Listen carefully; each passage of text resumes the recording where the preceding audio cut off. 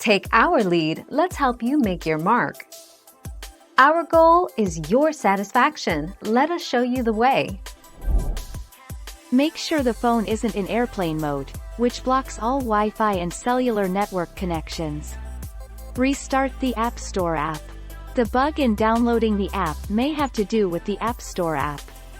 Quitting the App Store app may clear the bug. 20 January 2021.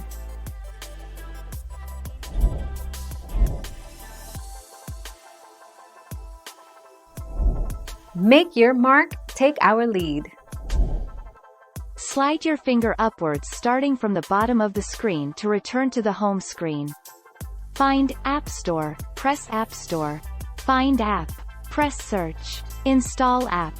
Press Get and follow the instructions on the screen to install the app. Return to the home screen.